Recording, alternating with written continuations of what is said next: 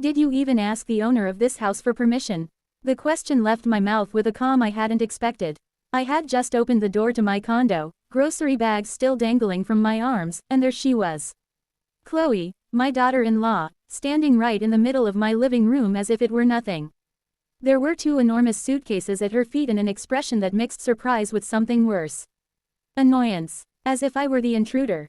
As if my arrival had ruined her perfectly laid plans. She looked up at me, blinked twice, and then let out that uncomfortable little laugh she used whenever someone confronted her. It was a short, sharp laugh designed to make the other person feel ridiculous. But I didn't look away. I stood there on the threshold of my own home, holding the heavy bags filled with produce and canned goods, waiting for an answer she clearly hadn't prepared. "Hey, Ava, I didn't hear you come in." Her voice sounded light, almost musical, as if we were having a casual conversation about the weather, as if the suitcases didn't exist, as if it were completely normal for her to be in my condo on a Thursday afternoon without warning me, without asking, without showing the slightest consideration for the fact that this was my space, my refuge, the only place in the world where I could still breathe without anyone demanding anything of me. I didn't move. I stayed right there in the doorway, feeling the weight of the bags beginning to leave red marks on my forearms. But I didn't drop them. Something inside me had hardened the exact moment I saw those suitcases. Something that had been soft, pliable, always ready to give in. For years, I had finally found a boundary. "I asked you a question, Chloe." My voice came out firmer this time. She tucked a strand of her perfectly styled hair behind her ear, that gesture she made when she needed to stall for time to think about what to say. Her eyes, painted with light shadows that matched her designer blouse, avoided mine for a second before she looked back at me with that small, condescending smile I despised so much. "Ava, please don't exaggerate. Dion and I only need to stay for a few days. They're doing renovations in our condo and the noise is unbearable. The crew starts at 6 a.m. and doesn't leave until 7:00 p.m. We can't sleep. We can't work. We can't live like this. We figured it wouldn't be a problem to come here. After all, you live alone and you have 2 bedrooms you don't even use." There it was. That one sentence that perfectly summed up what my family thought of me. You live alone and you have rooms you don't use. As if my life were an empty space waiting to be filled by the needs of others. As if the fact that no one was sleeping in the rooms next door automatically turned my home into a resource available to whoever needed it. As if my 68 years of existence didn't grant me the right to decide how, when, or with whom to share my space. I finally walked into the apartment and set the bags on the dining room table. The sound of the canned goods hitting the wood was louder than I'd expected. Chloe took a step back, barely perceptible, but I noticed it. Her body language had changed. She wasn't so relaxed anymore. The discomfort was starting to filter through the mask of security she always wore. I stood beside the table, not unpacking the groceries, not moving toward the kitchen as I normally would. My hands rested on the wooden surface. And I could feel my own pulse beating in my fingertips. It wasn't fear. It wasn't nerves. It was something different. It was the feeling of reaching a point of no return. "Does Dion know you're here?" The question was rhetorical. I already knew the answer, but I needed to hear it. I needed to confirm what I already suspected. That my son had allowed this, that he had been part of this plan from the start, that they had both decided together that my consent wasn't necessary. Chloe let out a long dramatic sigh as if I were being unreasonably difficult. "Of course, he knows, Ava. It was his idea. Actually, he's finishing up some business at the office and we'll be over later with the rest of our stuff. I thought he'd have called to tell you. He didn't call. No, he didn't call." And that silence, that absence of a simple phone call, told me everything I needed to know. My son, Dion, the child I'd raised alone after his father disappeared from our lives when he was only 7 years old. The same one I fed with the salary from my double shifts, cleaning offices and serving coffee. The same one who hugged me when he was little and said that when he grew up, he would take care of me forever. That very son now considered it perfectly acceptable to move into my house without consulting me, as if I were an extension of his convenience, a resource at his disposal. I walked toward the suitcases. I stood in front of them, staring as if they were alien objects dropped from another planet. They were expensive, those brands Chloe flaunted on social media. Shiny, new, probably bought during one of those trips they took every couple of months while I was still using the same worn-out suitcase I'd bought 15 years ago at a liquidation sale. And you thought this was okay? Showing up at my house with your suitcases without asking if I was agreeable, without considering for even a moment that maybe I had plans, that maybe I value my privacy, that maybe I don't want people living here. Chloe crossed her arms over her chest. Her posture changed. She was no longer the casual, relaxed daughter-in-law. Now there was defensiveness in every line of her body. Ava, you're Dion's mother. We're family. I don't understand why you're making this so complicated. It's only for a few days, maybe a week. It's not like we're asking for something impossible. Besides, I thought you'd be happy to have company. You always say this place feels empty. Empty. The word echoed in my head like a funeral bell. Yes, I had once mentioned that the house felt silent after my sister Olivia moved out to live with her daughter last year. But there was an enormous difference between silence and empty. My house was silent because I chose it that way. Because after decades of noise, of demands, of being available to everyone but myself, I had finally found peace in the stillness. But Chloe had taken that casual confession and turned it into a justification. As if my moment of vulnerability gave her permission to invade my space. As if admitting I sometimes felt lonely was the same as begging someone to come fill every corner of my life without asking me first. Listen to me closely. My voice was low but firm. Chloe stopped moving. Something in my tone made her pay real attention for the first time since she'd arrived. This house can feel however it wants to feel to me. It can be silent or it can be full of noise. It can be empty or it can be complete. But what it will never ever be is available to anyone who decides to use it. And my permission. I am the owner of this house, Chloe. Not a convenient option when you two have a problem. She opened her mouth to reply, but at that moment we heard the sound of a key in the lock. The door opened and Dion, my son, walked in, carrying 2 more bags and wearing that carefree smile he used when he thought everything was under control. Mom, glad you're home. Chloe explained it to you, right? We'll only be here for a week, 2 at the most. You won't even notice we're here. Don's words floated in the air as if they were the most reasonable thing in the world. He set the bags on the floor next to the suitcases, dusted his hands on his pants, and looked at me with that expression I knew too well. It was the same look he had when he was 12 years old and came home late after playing basketball with his friends, expecting me not to get mad because he was just being a normal kid after all. Except Dion wasn't 12 anymore. He was 42, and I was no longer that young, exhausted mother who gave in to every smile because I was too tired to fight another battle. I stood by the dining room table, my hands still resting on the wood, watching him enter my condo as if it were his own territory, as if the last 40 years hadn't passed, as if continuing to be his mother meant I had automatically surrendered any expectation of respect or consideration. Dion approached and tried to give me a kiss on the cheek. I didn't move, I didn't pull away, but I didn't lean in either. I stayed exactly where I was, and he must have noticed something in my posture because he stopped halfway. A look of confusion briefly crossing his face before turning into a wider, more forced smile. What's wrong, Mom? Did you have a bad day? A bad day, as if my reaction were the result of a passing mood. As if the problem was that I'd had to wait too long in line at the bank or that traffic had been heavy. Not that my son and daughter-in-law had decided to move into my home without consulting me. Not that they had treated me as if my opinion were irrelevant. Not that they had assumed my life, my space, my peace were resources available for their convenience. I didn't have a bad day, Dion. I had an unpleasant surprise when I got home to find your wife moving in here without anyone asking me if I agreed. Dion chuckled, a genuine laugh as if he just heard something funny. He ran a hand through his hair, that gesture he made when he thought someone was overreacting, and shook his head. Mom, please don't be dramatic. I called you twice this morning and you didn't answer. I figured you were out and we could get settled before you got back. It's not that big of a deal. I looked over at Chloe, who was now standing next to the suitcases with her arms still crossed, watching the exchange with a mixture of discomfort and something that dangerously resembled satisfaction, as if my confrontation with Dion was proving something she already suspected, that I was difficult, that I was unreasonable, that I was the obstacle in a situation that should have been simple. You called twice and when I didn't answer, you decided that was enough authorization to move into my house. We're not moving in, Mom. We're just staying for a few days. Dion moved toward the kitchen, opened the refrigerator casually, grabbed a bottle of water I'd bought that afternoon, and drank straight from it. That small gesture, so insignificant to any external observer, felt like a confirmation of everything I'd been thinking. He saw no difference between his space and mine. To him, my house was an extension of his. My refrigerator, my food, my privacy, it was all part of a shared territory where he had unlimited access. I closed my eyes for a moment, trying to control the pressure building in my chest. It wasn't anger yet, it was something deeper, older. It was the accumulated weight of decades of being the person who always yielded, who always understood, who always put others' needs before her own.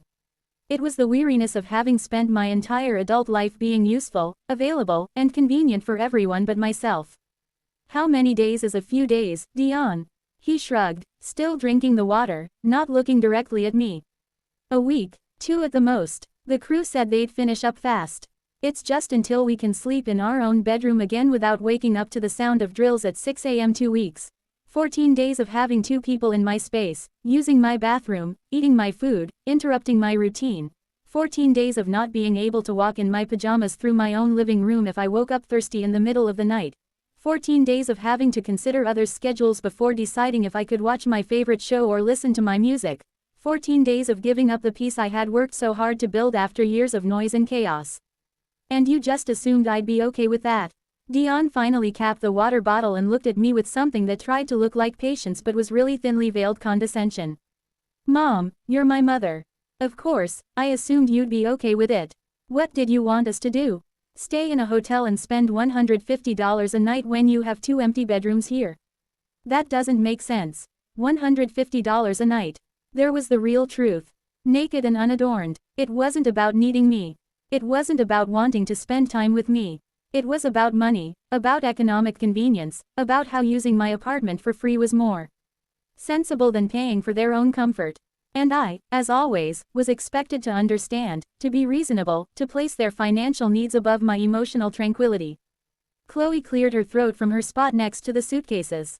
When she spoke, her voice had adopted that soft, conciliatory tone people use when they want to sound reasonable while manipulating a situation to their advantage.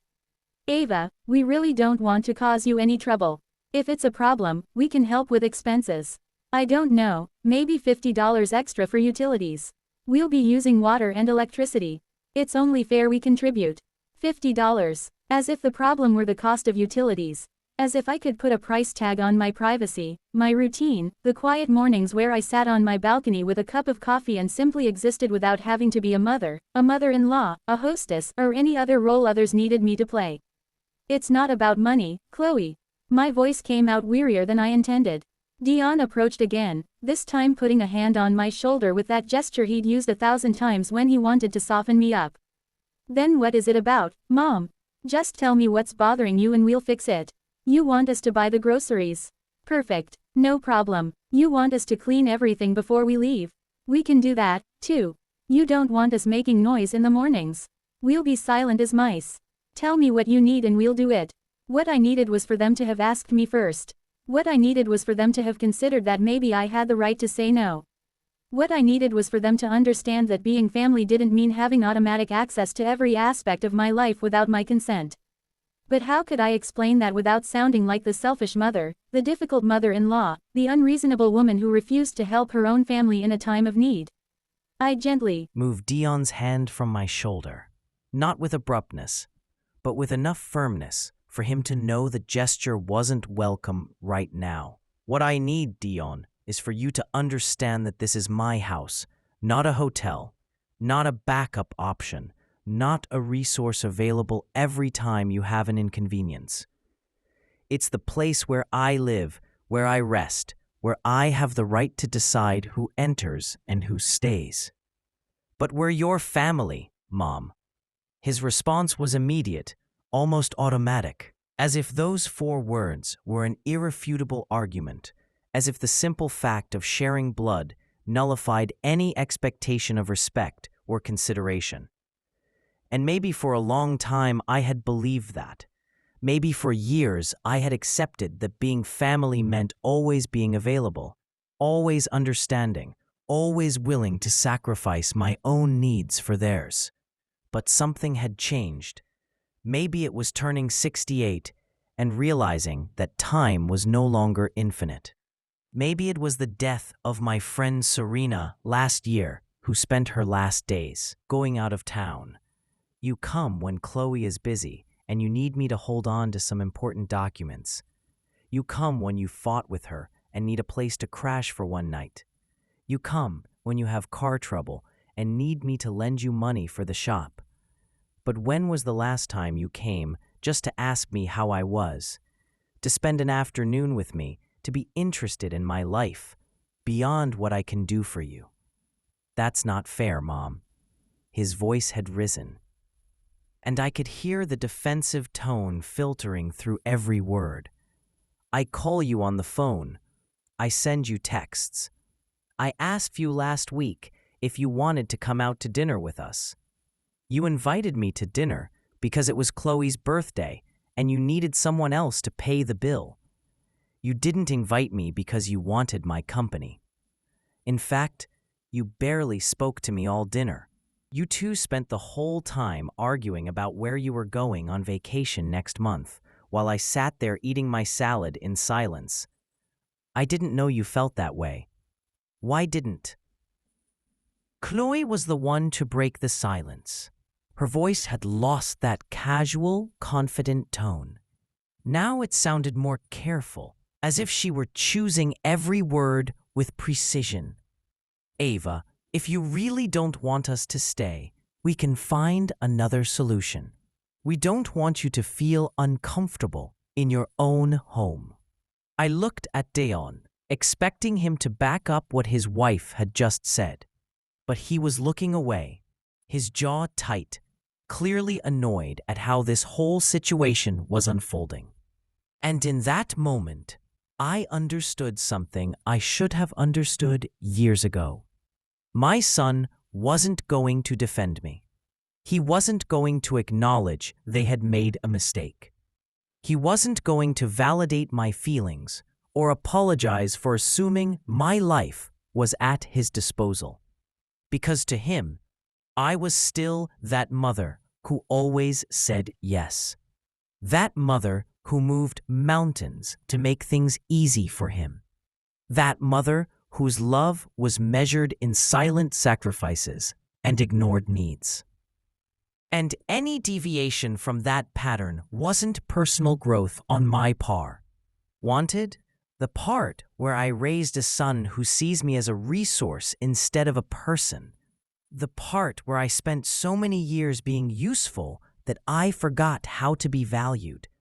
The part where I convinced myself that love was measured in silent sacrifices and ignored needs. Chloe intervened, her voice trembling, but trying to sound reasonable. Ava, please, we understand you're upset. We understand we made a mistake by not consulting you first. But kicking Dion out, kicking your own son out, is a disproportionate reaction. It's cruel. Cruel. The word resonated in my head. It was cruel to protect my space. It was cruel to set boundaries. It was cruel to say no. But it wasn't cruel to show up unannounced. It wasn't cruel to assume my life was at their disposal. It wasn't cruel to minimize my feelings or treat me as invisible. The cruelty apparently only went in one direction. You know what's really cruel? Raising a son alone for decades, sacrificing every dream I had, working until my hands bled, and the sacrifice that had represented for me. She had assumed, like everyone else, that I had plenty of space and plenty of time and plenty of energy, because that was what women like me had, scraps of ourselves to distribute to whoever needed them. I wasn't going to call her, at least not tonight. Maybe tomorrow, maybe the day after, or maybe never. Maybe it was time to let people think what they wanted to think. Maybe it was time to stop expending my energy trying to control the narratives others constructed about me. I got up from the armchair and walked toward my bedroom. As I passed the guest room, I glanced inside. Chloe's things were still there, neatly arranged on the bed. I would have to call Dion tomorrow to tell him he could come pick them up whenever he wanted. But that was a problem for tomorrow, not tonight. In my bedroom, I changed slowly. I put on my most comfortable pajamas, the soft cotton ones that were a little worn but felt like a hug. I washed my face, brushed my teeth. Channel and subscribe. On the screen, you'll find 2 new stories I'm sure you'll enjoy. Click one and start listening right away. Love.